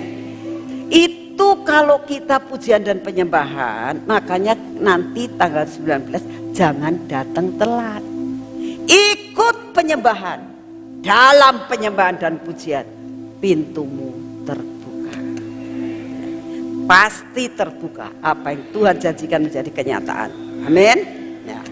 Pintu bisa terbuka. Selanjutnya, apa yang Tuhan mau? Sacrifice. Ini yang sangat penting, sekalipun tidak enak buat kalian. Perlu namanya sacrifice bukan sekedar persembahan biasa. Yang namanya sacrifice itu pengorbanan. Ya. Makanya kemarin pada saat Pastor Samson Dabas juga bahas tentang sacrifice, ini waktunya kamu banyak berdoa. Sampai nanti tanggal 19 kamu harus tahu kerelaan apa yang kau akan berikan buat Tuhan. Seperti yang dialami oleh Abraham. Abraham itu mempersembahkan Ishak. Itu sacrifice. Bukan persembahan biasa. Tapi pengorbanan. Dan apa yang kau berikan itu nanti pengorbanan. Pengorbanan itu lebih daripada persembahan. Ya. Karena yang namanya pengorbanan itu sakit. Karena itu menyangkut kedagingan kita. Ya. Tapi pada saat kita mempersembahkan, seperti yang dialami oleh Abraham, janji Tuhan terhadap Abraham menjadi kenyataan. Ya. Sacrifice ini adalah pengorbanan yang kamu harus berikan kepada Tuhan. Ya. Pengorbanan itu bukan sekedar uang, saudara. Ya. Kamu boleh mempersembahkan uang karena mau tidak mau uang itu perlu. Ya. Tetapi yang dinamakan dengan sacrifice ini, janjimu sama Tuhan, ya, waktumu, ya, Tuhan mulai sekarang aku akan melakukan ini. Tuhan mulai sekarang aku tidak merokok lagi. Itu sacrifice. Ya. Tuhan mulai saat ini aku tidak akan berbicara kotor lagi. Itu sacrifice. Ya. Tuhan mulai saat ini aku akan memberikan perpuluhan 20%. Itu sacrifice. Karena umumnya 10%. Tuhan mulai sekarang aku akan memberikan persembahan. Tunjukkan kepada siapa aku harus memberi. Itu sacrifice. Di luar daripada engkau memberikan perpuluhan. Itu sacrifice. Jadi kamu harus tahu arti sacrifice yang sebenarnya itu. Saudara, kalau engkau bisa memberikan semuanya, engkau akan mengalami yang dinamakan financial freedom. Banyak perkara, saudara, yang saya sudah alami. Jangan hitung-hitungan sama Tuhan. Sacrifice. Sacrifice. Kalau sesuatu hal yang Tuhan harus minta, kasih, walaupun kita butuh. Saya mau saksikan, saya pernah saksikan di PW kemarin ini, tapi saya mau saksikan sekali lagi di tempat ini. Desember, saya masih ingat, itu ada acara Bahtera, cuma di mana saya lupa. Sesudah itu saya itu mau holiday ke Australia. Ya. Tiket sih sudah beli, tapi uang saku belum punya. Ya. Orang pergi ke sana kan perlu uang saku, ya kan. Nah, tapi pelayanan dulu nih waktu itu di Bahtera. Saya pelayanan selesai. Belum selesai pelayanan, kan udah salah itu baru hari pertama. Malam selesai saya saat teduh, saya berdoa sama Tuhan, saya mengucap syukur untuk pelayanan, saya mempersiapkan diri untuk pelayanan besok. Tiba-tiba Tuhan ngomong gini, "Nak, itu loh gereja di Kalimantan lagi butuh di tanah, uangnya kurang. Rela enggak uang yang ada di bank kamu saat ini kamu kasihkan semua, transferkan. Saudara, itu uang mau pakai uang saku saya dan keluarga. Saya butuh. Nanti kalau sudah kayak gitu, nanti saya pakai uang saku apa pergi ke sana. Ya. Tapi saya bilang, ya Tuhan, saya rela untuk memberikan, sekalipun itu sakit. Saya bilang, tapi saya rela. Saya buka, itu namanya HP saya kan, di situ ada, tahu persis uang saya di bank berapa. Uang saya itu ada 101 juta. 101 juta. Cukup buat uang saku saya untuk pergi jalan-jalan. Ya. Terus saya bilang, Tuhan ini berapa? 100 kamu transferkan. Oh, tinggal 1 juta tuh di bank. Ini saya nggak punya AC-nya orang itu. Kamu tanya. Akhirnya saya singkat cerita saya tanya, tahu persis, terus saya transfer uang itu. Udah selesai kan? Hati saya sejahtera. Saya bilang terima kasih Tuhan, terima kasih Tuhan, terima kasih. Besok saya nggak tahu. Nantinya dapat uang, saya tidak tahu. Dapat uang dari mana? Saya tidak tahu. Pokoknya saya belajar untuk sacrifice daging. Kebutuhan saya sendiri dan sangat saya perlukan. Saya pergi tidak sendiri tapi bawa keluarga. Ya. Itu berat. Ya. Tapi saya bilang, udah terima kasih Tuhan untuk semuanya. Selesai, besok saya persiapan untuk pelayanan. Besok saya pelayanan, persiapan pelayanan selesai. Malamnya sudah terima kasih untuk semua Tuhan. Besok pelayanan lagi. Ya. Nah besoknya lagi saya ketemu seorang pengusaha yang saya itu kenal, tapi sekedar tak tahu, bukan kenal. Doakan dia tidak pernah. Saya itu ngobrol sama dia juga tidak pernah. Saya juga tidak terlalu kenal sama dia, itu usahanya apa semua saya tidak kenal dan tidak kenal. Ya. Terus akhirnya kita makan kan, biasanya kalau hamba Tuhan kan ada spesialnya makannya di sini. Tapi kali itu saya tidak bisa makan bersama dengan hamba Tuhan yang lain karena saya telat. Jadi mungkin Ibu Iin dan yang lain tuh Pak Daniel sudah pada makan, saya baru datang. Jadi oh Ibu Nani baru datang, oh iya saya mau makan gitu, makan pagi kan, breakfast makan. Tiba-tiba dia datengin saya bawa amplop. Bu Nani, ini buat Ibu Nani pribadi ya, bukan buat pelayanan. Buat Ibu Nani pribadi. Oh, terima kasih. Saya cuma lihat dia, oh terima kasih.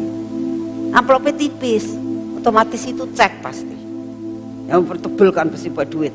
Bu 5 ribuan, bu 100 ribuan. Tapi kalau tebel itu kan jangan merasakan kalau tebel itu duitnya akeh, belum tentu. Kalau serupiahan ya besar ya. Saya bilang terima kasih Tuhan. Terus saya doain, dia bilang, udah Bu Nani terusin makan, kita mau ke tempat lain. Jadi dia mau ada urusan lain, gak tahu bagaimana. Saya langsung masukin tas, sudah. Saya nggak ngintip-ngintip, nggak mau pelayanan. Ya. Jangan dikotorin gitu ya. Walaupun butuh, tapi saya bilang Tuhan, aku tidak mau melakukan semuanya untuk menyakitkan hati Tuhan. Selesai, makan. Pelayanan nggak inget semuanya sampai malam, pelayanan sampai malam, dari pagi sampai malam. Sekitar jam 10 saya selesai mandi. Nah, saya baru baca Alkitab. Saya lupa dengan amplop itu, sungguh saya lupa. Saya baca Alkitab selesai, mau tidur, lampu tak matiin. Saya bilang Tuhan, saya mau tidur Tuhan, terima kasih. Tiba-tiba Tuhan bilang begini, kamu lupa sama amplop ya? Iya ya, aku dapat amplop gitu ya. Coba lihat amplopnya. Saya, iya ya, amplop. Sebelum saya buka, saya tumpang tangan, Tuhan ini berkat-Mu. Orangnya ngomong Tuhan, ini untuk saya. Tapi saya tidak mau orang ngomong. Engkau ngomong sama saya, ini uang buat siapa? Apa yang engkau mau dengan uang ini?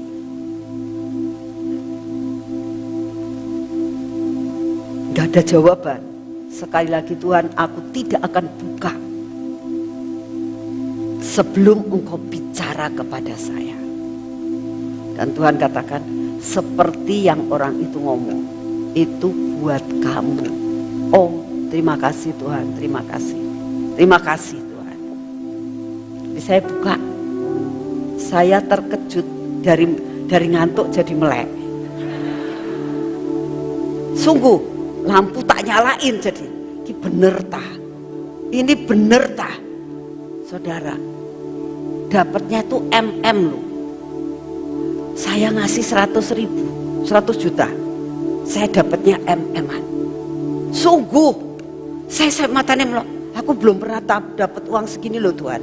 Aku belum pernah di dalam account saya punya Saya sampai ngomong, Tuhan, saya nangis. Saya bilang, Tuhan,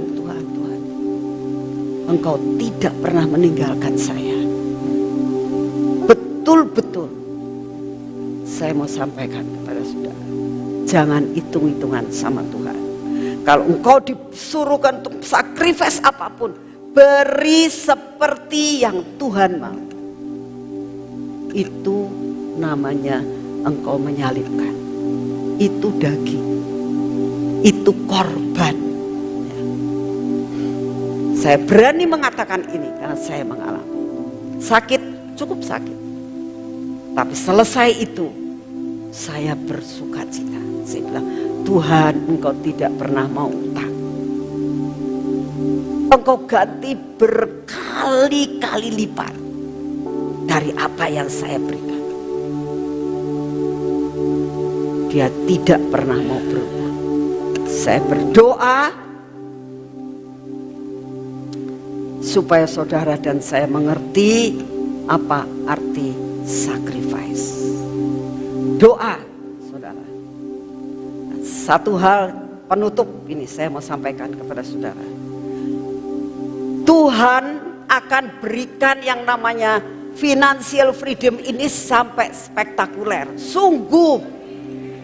Tapi sekali lagi saya mau katakan kepada saudara, tujuan Tuhan, dengarkan baik-baik, tujuan Tuhan memberikan kepada saudara dan saya financial freedom ini bukan untuk foya-foya dan membuat saudara masuk neraka. Dengar ya. Tujuannya Tuhan memberikan ada dua tujuan. Kenapa saudara dan saya ini diberikan financial freedom ya. Mau tahu? Kita akan sama-sama mendeklarasikan dan tempelkan itu di depan kaca rias saudara ya, supaya ngerti sampai di dalam diri kamu, ngerti jelas ya, apa tujuan Tuhan memberikan financial freedom buat kita. Amin. Bangkit berdiri, yuk coba tayangkan. Jadi sekali lagi saya mau sampaikan bahwa financial freedom itu diberikan Tuhan kepada kita, itu punya tujuan. Tuhan akan menjadikan saudara dan saya sebagai bendahara-bendahara kerajaan surga yang dapat dipercaya.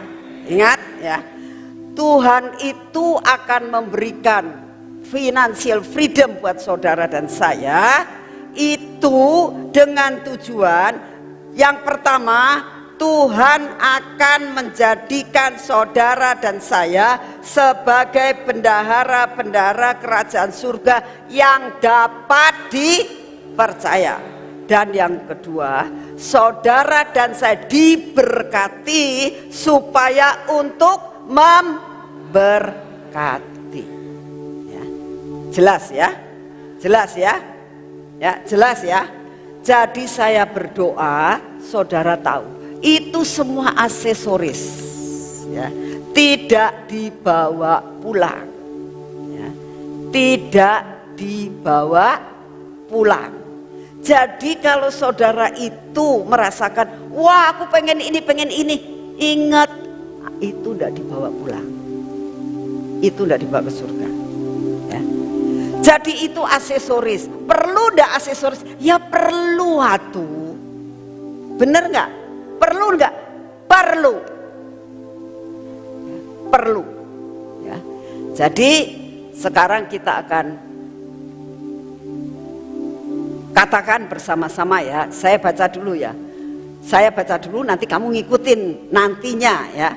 Bacanya gini, deklarasi financial freedom terjadi dengan tujuan Tuhan menjadikan saya sebagai bendahara-bendahara kerajaan surga yang setia dan dapat dipercaya. Itu yang pertama. Yang kedua, saya diberkati untuk menjadi berkat. Kita katakan aminnya 7 kali. Ngerti? Ngerti? Itu semua yang saudara dan saya tadi ceritakan, sudah dengar, itu yang harus kita lakukan. Ya. Sampai nanti tanggal 19, saudara itu akan menerima berkat yang luar biasa terakhir sebelum kita makan madu yang ada emasnya, ya. Di mana madu itu keluar emas, dan yang sangat luar biasa sampai dengan hari ini saya percaya cukup bahkan berlebih. Jadi tidak ada yang tidak bakal pulang tidak bawa. Ya, Tuhan sudah cukupkan. Sekali lagi berdoa terus supaya keluar terus. Ya. Karena itu saudara tahu madunya tidak diproduksi di sini. Ya, saudara. Saya terima dengan free, saudara akan terima juga dengan free. Ya. Nah, itulah sebabnya. Jelas ya? Yuk kita saat ini bersama-sama. 2, 3. Deklarasi financial freedom. Financial freedom terjadi. Ini nggak benar nih kamunya. Harusnya yang lebih bagus lagi. Ya, harusnya ini sekarang sama-sama aja. 2, 3, deklarasi financial freedom terjadi dengan tujuan Tuhan menjadikan saya sebagai bendahara-bendahara kerajaan surga yang setia dan dapat dipercaya. Saya diberkati untuk menjadi berkat. Amin, amin, amin, amin, amin, amin, amin. Jelas? Jelas? Ya. Kita nyanyikan minta jaminan di lembah penentuan. Tetap berdiri. Minta jaminan. Saat ini tanpa jaminan Tuhan kita tidak mungkin bisa mencapai. Jangan sampai berkat itu datang membuat kita masuk neraka. Jamin kami di lembah penentuan sampai gunung meniriskan bukit-bukit mengalirkan susu dan madu.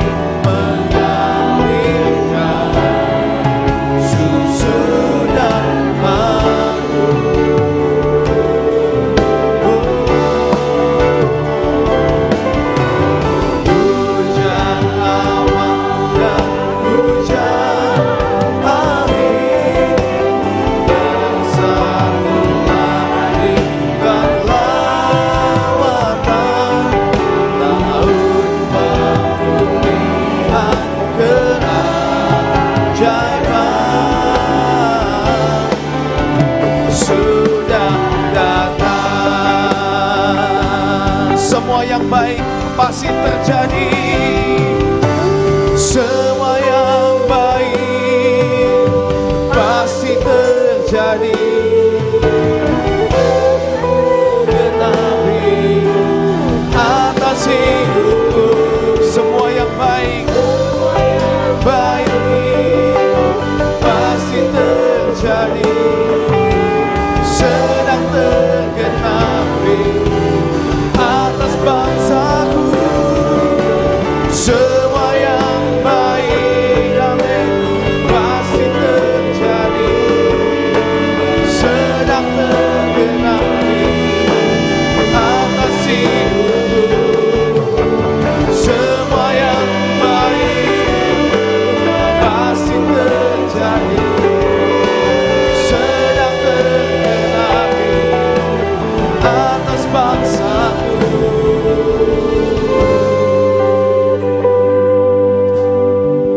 Jamin kami Tuhan, karena Kau akan memberikan yang sangat baik buat kami.